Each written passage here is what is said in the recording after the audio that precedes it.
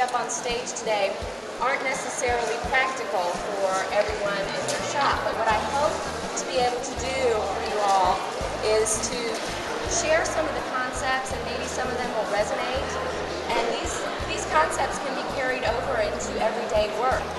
Creating signature styles for your shop can help put you in a niche in your marketplace. The twisted wattle is something that I never would have found had it not been for the eyes of the wholesaler finding me that really neat new product that we don't see very much. And the twisted wattle is what you see here, this sort of naked vine. And I'm going to start with the piece here behind me, and I call this balance.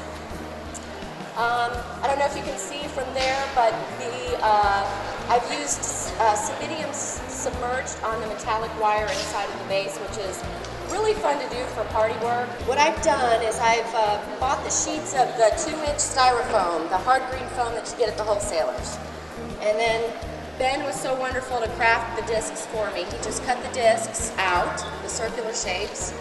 And what we did to attach them to this is Lomi pedestals. You guys all are probably familiar with the Lomi pedestal. I used the large Lomi pedestal, and we pan glued it to the foam, and then I just bound stems all around that. Then this, of course, is covered with Floral, and the green corsage pins are what's holding it on, and it makes it very decorative and embellishes it a bit more. We've taken an 8-inch oasis sphere and cut it in half and wood picked it. And if you take the wood picks and insert them at angles, it will hold better instead of just sticking them in straight. And then we did a beautiful pave of organic roses. I've created a juxtaposition with the thick and supple succulents that are around it. I just think it's sort of an interesting texture to explore. And of course, to add some extra drama, just another dimension and another element to this is the curly willow up on top, and we've got the metallic wire holding the votives, which is a really simple technique. I know a lot of us have probably sat there for hours putting the ribbon onto the votive candles. This goes really quickly. You just use one of the votive candles as your form, and you can have them all pre-made and laid out in a box, and when you get to your event, you just start attaching them and you just pop them right in.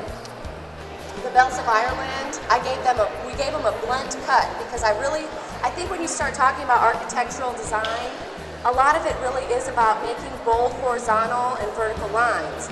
And I really wanted a really bold horizontal and vertical line with this piece because I sort of think of this piece as like a landscape with a cityscape.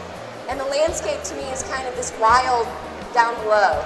It's the trees and everything that's blooming and just growing. And then, you know, as we get to like the smaller buildings and some of the skyscrapers, this is how I interpret this piece, and Doug really helped me with that, so thank you very, very, very, very much with that. The manzanita is a protected tree. You are not allowed, in California, you're not allowed to cut manzanita. You can pick up fallen branches, and the only place really in California that you can cut manzanita is the Indians on the Indian reservations. They have that right to cut the manzanita. So it's a rare, beautiful, to me it's like the king of the branches right now. It's just really, really beautiful. Fashion dictates what we do. Architecture dictates what we do.